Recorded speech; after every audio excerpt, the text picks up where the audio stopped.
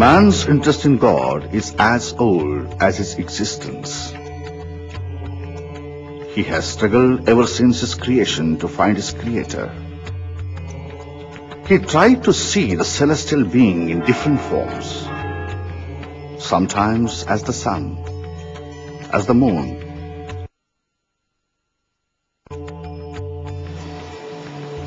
and sometimes as mighty river or lofty mountains or the earth itself.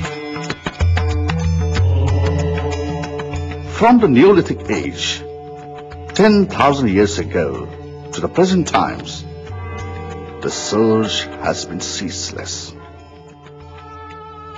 And then doubts arose about the God's very existence. A number of philosophers, intellectuals, and thinkers argued about his existence, giving different evidences and introduced different ways to reach him. This resulted into formation of various religions.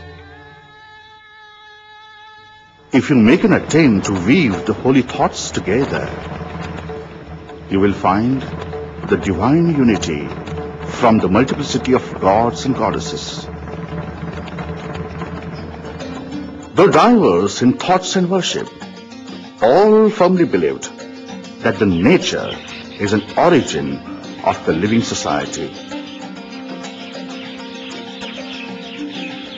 Some mythologies stress on sun as the origin and some on earth. Some believe that water is the origin of the living beings, and some hold that the first seed has been flown through wind. Indian mythology believes that 5 basic elements have contributed equally in evolution of life on earth. And these elements are earth, water, fire or sun, wind, and space. We normally call it nature. The elements are not only an origin of the livelihood, but actively play a vital role in continuance of life.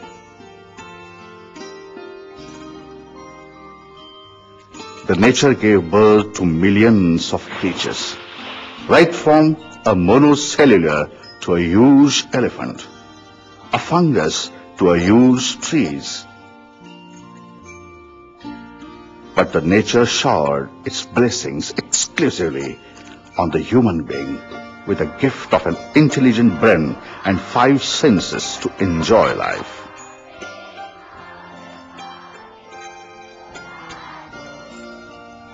Altogether different from any other creature. Many other creatures do have sensing organs, but it's only human being who is empowered to relate the senses to his reactions, expressions, and conclusions. For him, the earth that supports your very existence, a form of God. Water, the liquid that witnessed beginning of life, a form of God. The timeless resource of energy, the sun, a form of God. The air that keeps us alive every moment throughout life, a form of God. And the space that keeps the whole universe bound to your existence, also a form of God. Nature's disfavor has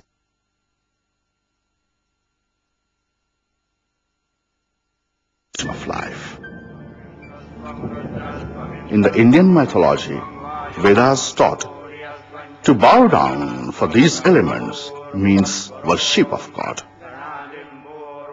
The superpower is nothing but the divine combination of the elements, the forms of God that are existing. Then why that endless journey to discover the God which nobody knows whether exists or not? Why do we intend to discover that superpower? For its blessings with a long and eternal existence of life? Or save from any disaster?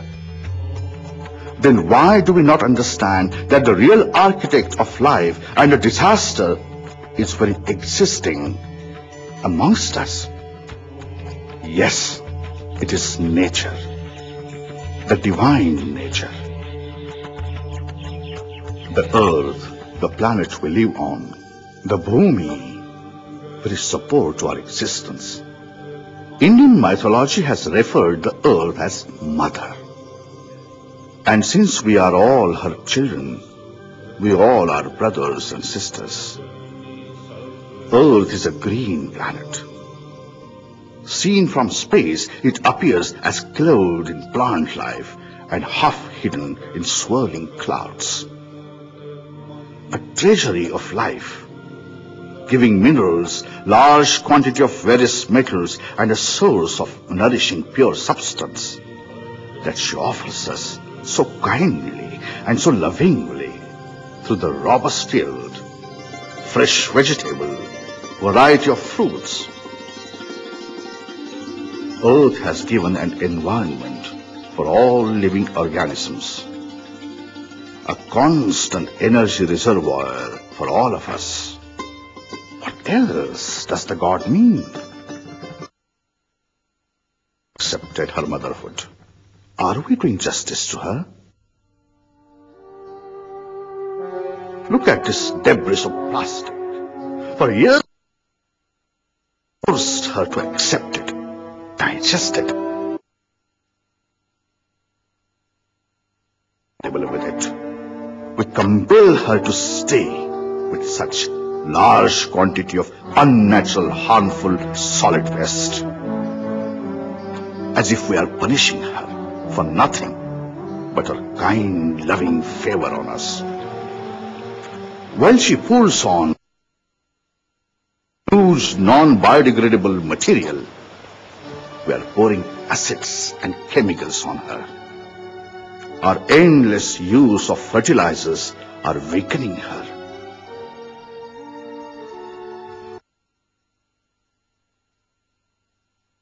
Add this material and then flush the dirty, domestic and industrial waste on her. This is the reward we are giving for her kindness. To give us nourishment through the clear photosynthesis, she needs sunlight. We reduce the light by filling the whole sky with smoke. She needs pure air to breathe through the trees and give us fresh food. And we have adulterated the air with several unnatural poisonous gases and particulates. Why? Mahatma Gandhi once said, "The earth provides enough to satisfy every man's needs, but not every man's greed." And the great philosopher Aldo Leopold had warned, "We abuse land because we regard it as a commodity belonging to us. When we see land as a commodity to which we belong, we may be and respect." While searching for the unknown God, aren't we ignoring the God that physically exists? Look how we dishonor the God we have already discovered.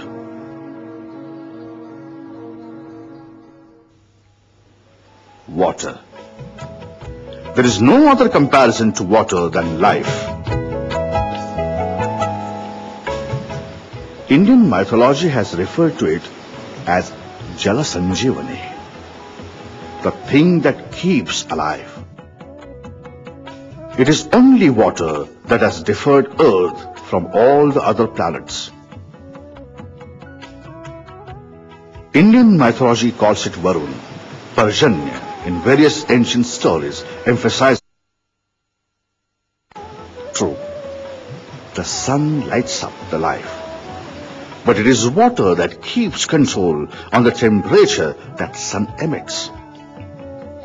To save the earth from the sun's continuous heat and safeguard life, water accepts a lighter role to convert it into clouds and rains over the earth.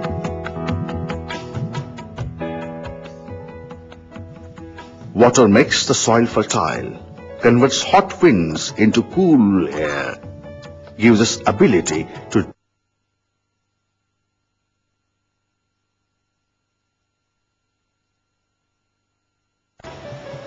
tell me, what else does the God mean?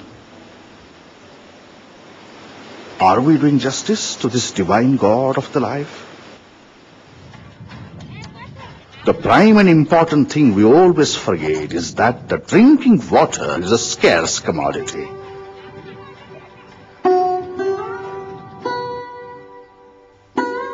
On this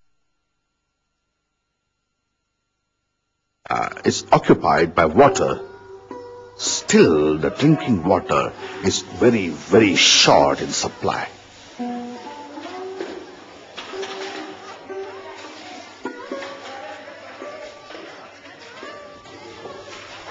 And ahead, look, what do we do at the riverside?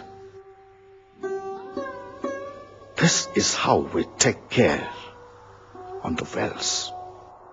And the domestic sewage opened up in the ponds and rivers and streams.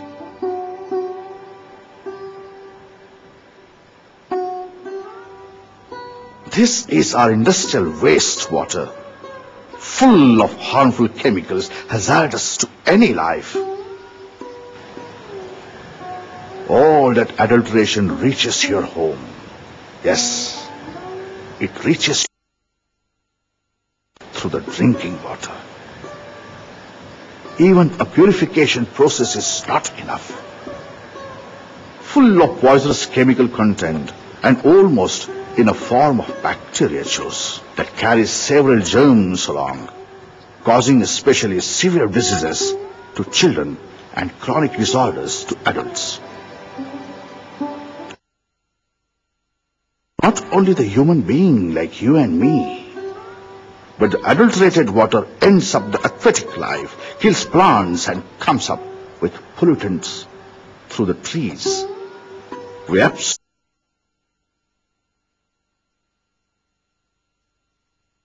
read in the school textbooks that when toxic substances enter lakes, streams, rivers, oceans and other water bodies, they get dissolved or lie suspended in water. This results into pollution of water. Do we ever remember this?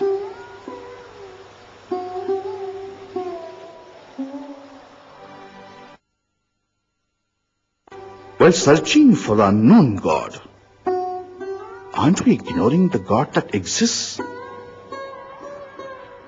Look how we disgrace the God we have already discovered.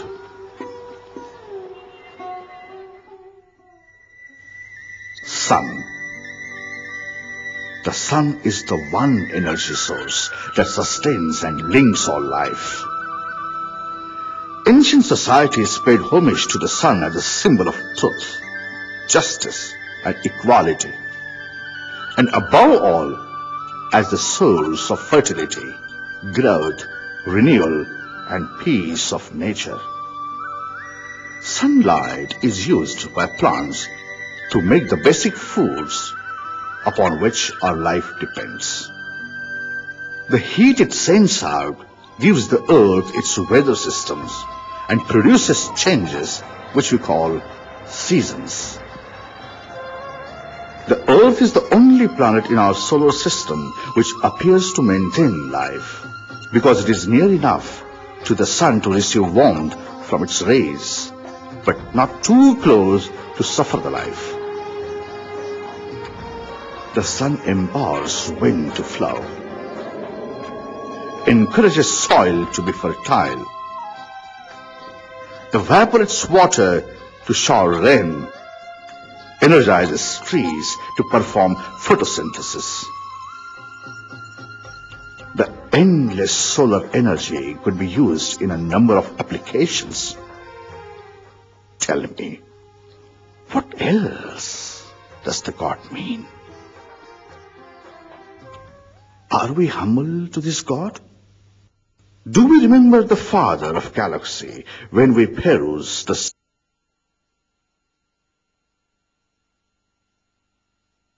We know that we are causing imbalance of the sun's energy to the earth? Do we have any contribution?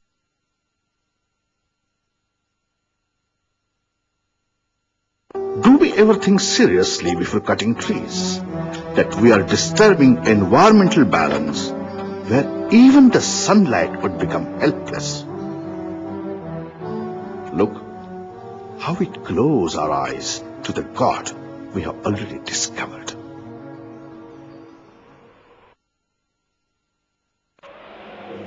Wind, the storm, Indra, the air, Vayu, the essential constituent of our life.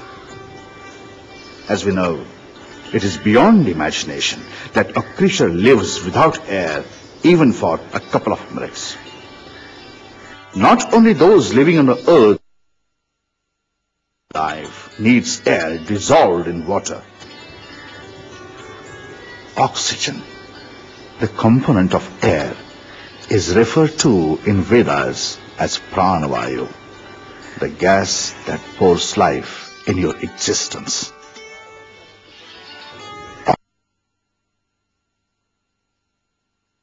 To your entire functioning, oxygen in water gives life to the aquatic creatures. Important component, carbon dioxide, the gas that vitally contributes in the to make their own food. There are few other life-saving gases present in the air. The pure air is that which contains all the natural gases at the specific natural percentages. The air that pumps life into our survival. Tell me, what else?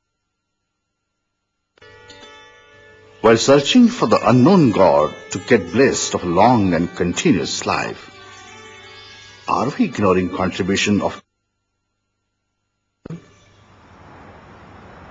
While running a race of the so-called progress without any finish line, we have air at every moment. We have been adding a huge quantity of unnatural gases in the air. The domestic furnaces followed by the heavy-duty industrial furnaces. A source of massive carbon monoxide, sulfur dioxide, hydrocarbons, chlorine, and zinc fumes. A source of ample poison in the air.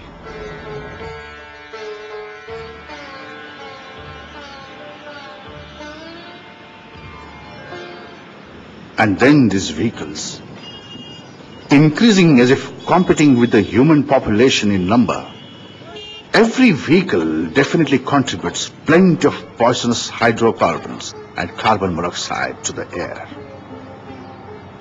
Initially invented as our need to travel long distances, the vehicles have now threateningly occupied an imperative place in our life. Wheels have stolen our legs. We are so habituated to the vehicles that we have no time to realize their need before we ride on. This has filled the whole sky with the black smoke, the pranavayu, the life gas, vayu, death-inviting gas. Then look at our festivals. Have you ever given a serious thought to the pollution that is created? Is it our way of worshipping God? and expressing our joys and ecstasies?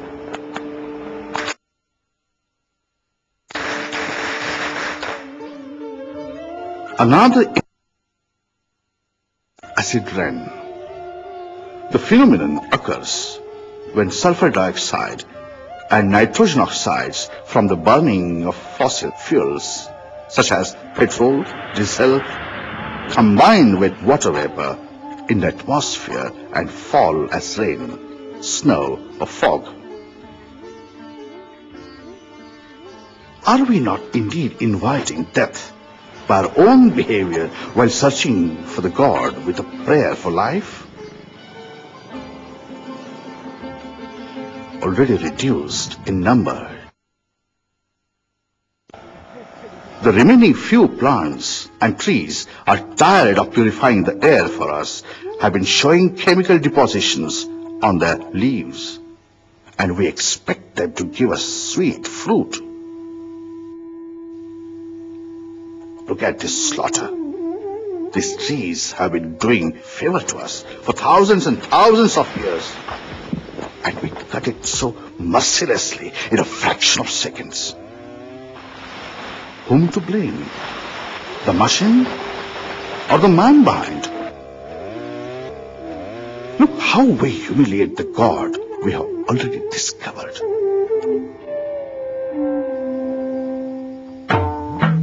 Space. The planet Earth is hovering in. It's the sky, the ether, a bridge between the Earth and the universe. Space is an origin of elements. Jesus said, what we understand cannot be God. God. Space is that form of God, beyond our limits of understanding. It has covered the earth like a mother lovingly gives warmth to a child. It helps the clouds flowing to your place and shower like mother feeds. So precious. Tell me, what else does the God mean? We have forgotten kindness of nature that enabled us to create sound waves.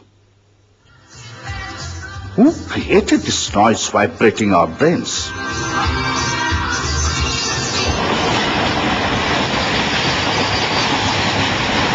Who's making this chaos, making us unable to listen to anything else? Who created this heavy traffic of the electromagnetic waves? Look how the invisible radiation has attacked the innocent kids.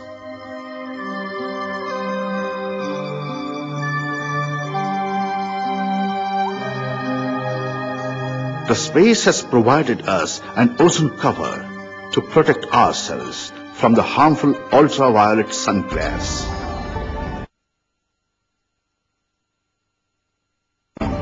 Through several production processes, we have torn that cover. The polar region appears to have a hole in the ozone layer.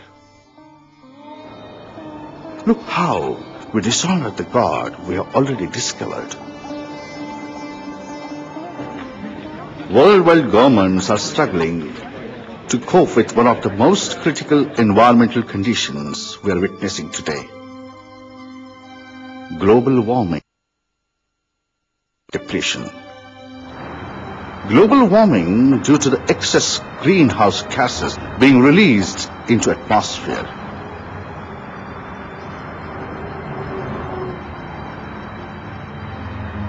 Global warming, along with the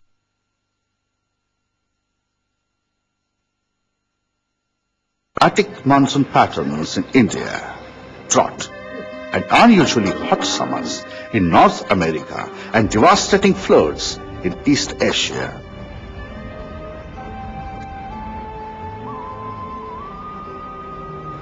Himalayan and Andean glaciers are retreating and becoming thinner and thinner, causing rise in the water levels and proposing a total disaster on the coastal areas.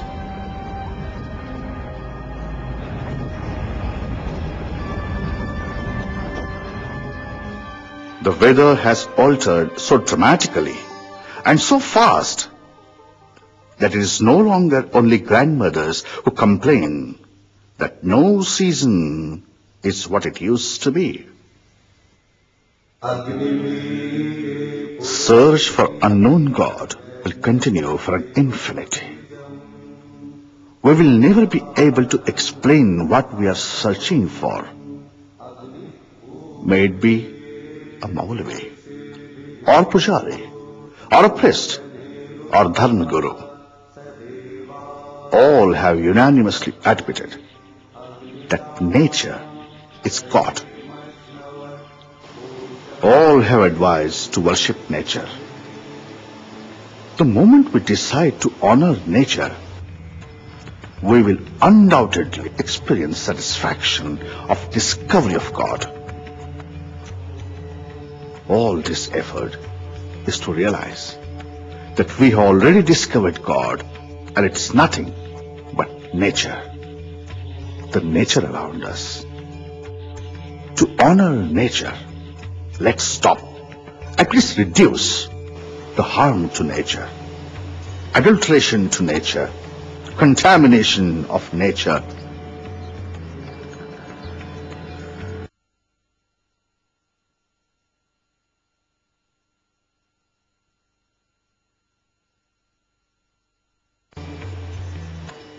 The effort to discover God stops at nature.